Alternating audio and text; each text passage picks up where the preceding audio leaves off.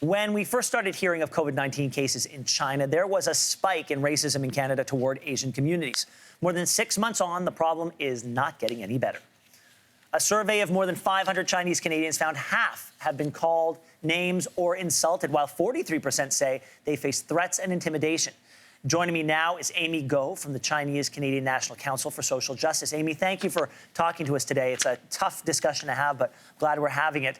How have cases of anti-Chinese racism that you're seeing, how have they changed?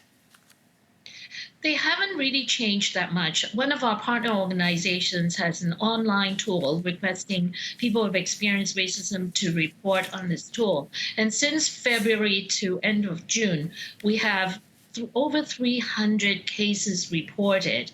And in fact, in a way, it has become worse because of the number, and the nature of the attack hasn't changed. It's online taunting, humiliation, and of course physical assaults and verbal abuse. So it has gotten worse in that sense, but the nature it's still very much a very serious matter.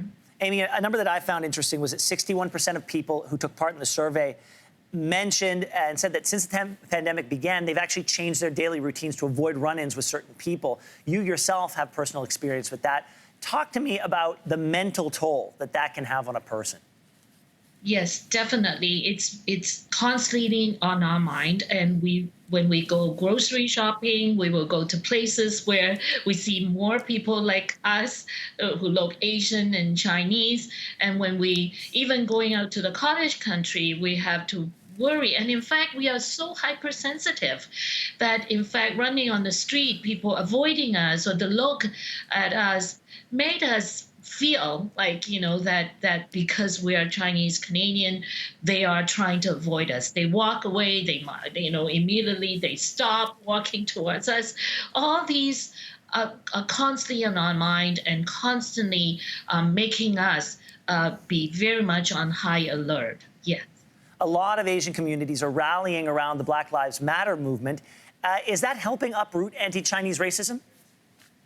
Definitely, we consider our allies in the anti-Black racism. We want to show our solidarity with them, because what they are asking for are systemic changes, and systemic changes that eradicate racism. It benefit not only Chinese Canadians but all Canadians. Of course, we all experience racism differently, so we would also call upon the government to specifically name anti-Asian racism as an issue, and also work with community groups and communities like us that would also take into consideration our experiences in the combating anti-Asian racism as a whole. A recent report found that more than half of anti-Asian incidents in Canada are happening in public places, like on a sidewalk. Talk to me about what someone should do if they experience or witness a microaggression like that on the street. Yes, so we would first of all ask everybody to assess their safety. If anytime they don't feel safe, please do not try to do anything. Stay away, and in fact, run away if you can. Ask for help or call out for help immediately. And if you feel that you can stay in that situation, stay calm, don't try to escalate, and seek help. And more importantly, then report it or even confront it, again, depending on the individual situation and if you're comfortable doing that, because I know it is extremely challenging to confront racism, particularly when you are being the target.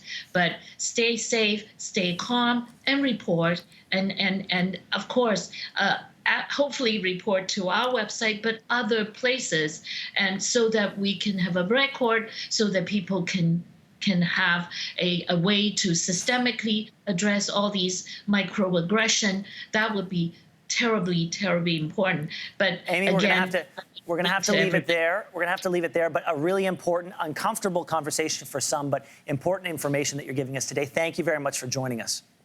Thank you, Ben. And if you want to report an incident of racism, you can do so by going to covidracism.ca.